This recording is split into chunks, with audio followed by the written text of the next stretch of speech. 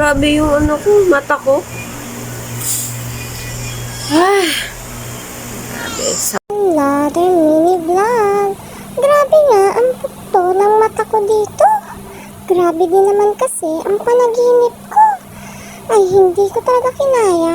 Kahit sa personal pala ay umiiyak na ako. Ano lang talaga at gising pa ang asawa ko.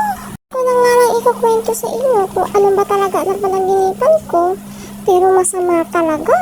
Kaya hindi ko na lang talaga ikukwento sa inyo.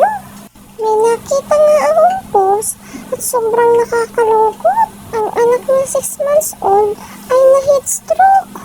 Grabe din talaga ang nagawa ng init ngayon, no?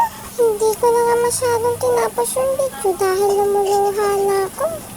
Dahil kung sa akin nangyari yun, baka mabaliw ako. Kaya saludo pa rin ako sa mga parents niya at talagang patuloy na nagpapakatatag. Kaya kayo sa sobrang init ng panahon ngayon, kung maaari ay wag nang gamitan na makakapal ang inyong mga bebe. Mapag-gloves man yan o medyas, wag nyo nang lagyan kapag tirik ng katanghalian. Dahil ang ating mga anak ay hindi pa talaga nagsasalita.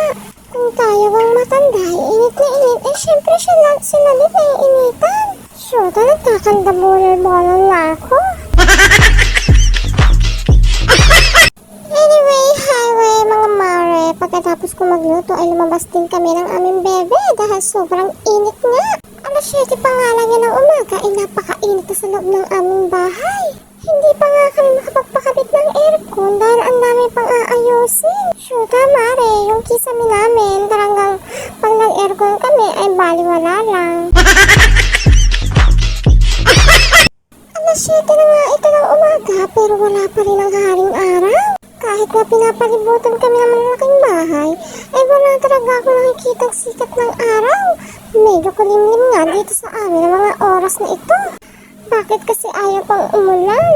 Palagi na lang paambon-ambon tapos hindi naman tutuloy. Lalo na nagpapainit. Tapos ang ibabalita nyo, magkakaroon ng 2 bagyo ngayong Mayo. Shoot mare, ano ba naman yan at bagyo agad na ibinibigay sa atin ng pag-asa?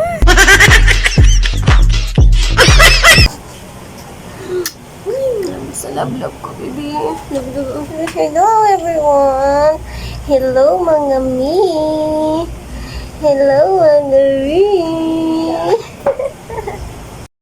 Bali, tapos na nga maligo ang aming bebe ng mga oras na to. Kaya naman inaantay ko na lang na antukin siya. Dahil sa pakiramdam niya, i-press ko siya. Kaya maya-maya, itulog na yan.